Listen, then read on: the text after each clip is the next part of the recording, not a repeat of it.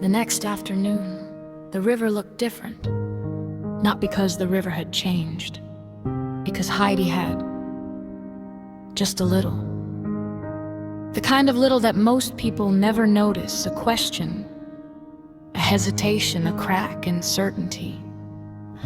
The kind of thing that can change an entire life if given enough room to grow. The Mississippi rolled past the Riverwalk in its usual patient way. Tourists wandered through town, boats drifted downstream, phones buzzed, notifications chimed. The world continued performing its endless show, yet Heidi found herself returning to the same spot she had stood the day before, the place where she had seen Natalie Jean, the place where something had unsettled her. Not fear. Not curiosity alone, something harder to explain, the feeling that perhaps she didn't know as much as she thought she did. Back home, Heidi had done what almost everyone did when they wanted to learn about someone. She searched, not by asking, by scrolling, profiles, pictures, comments, opinions, videos, tags, shared posts, shared opinions, shared assumptions. By midnight, Heidi knew dozens of things people said about Natalie Jean. What she still didn't know was Natalie Jean. That realization sat heavily in her mind. It was an uncomfortable thought. The internet could tell you what someone had done. Sometimes. It could tell you what others thought about them. Often. But it rarely told you who they were. Heidi spotted her immediately. Natalie Jean sat on a wooden bench overlooking the water, no phone in her hands, no earbuds, no screen, just the river, watching, listening, thinking. The sight felt unusual, almost impossible, like seeing someone reading a paper map in an age of GPS. Heidi slowed her pace. Every instinct suggested she keep walking. That would be easier, safer. No awkward introductions, no uncertainty, no chance of discovering she had been wrong. People avoided being wrong whenever possible, especially in public, especially online. Natalie looked up.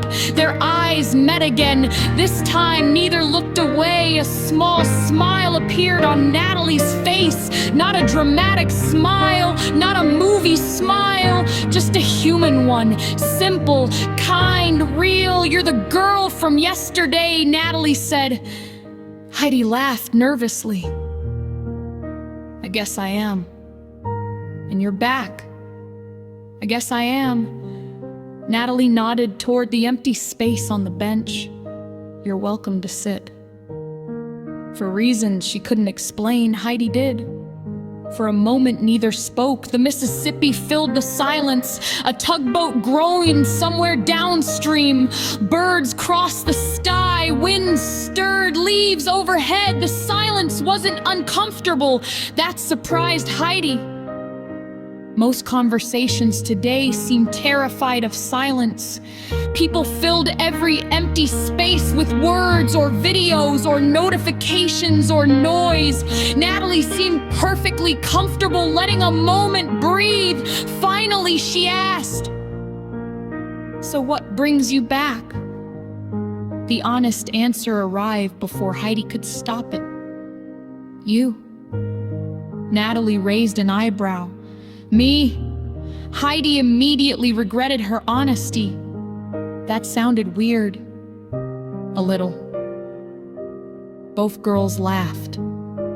The tension dissolved. Heidi stared at the river.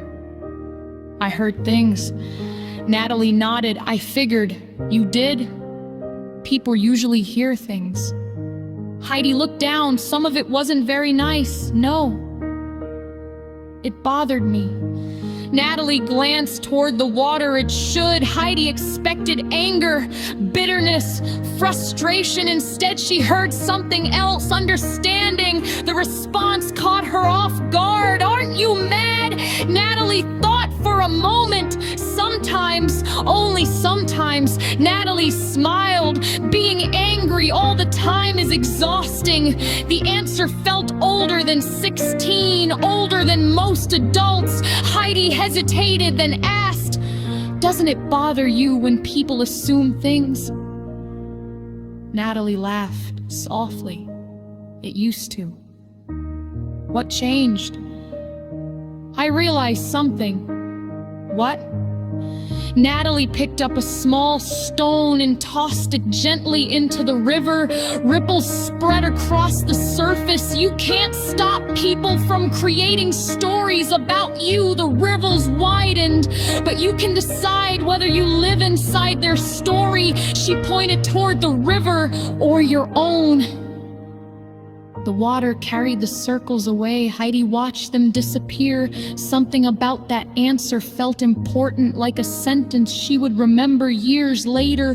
For the first time, Heidi noticed something. Not what Natalie Jean looked like. Not what people said about her, not what appeared online. Who she was, and who she was seemed far more interesting than the rumors, far more complicated, far more human.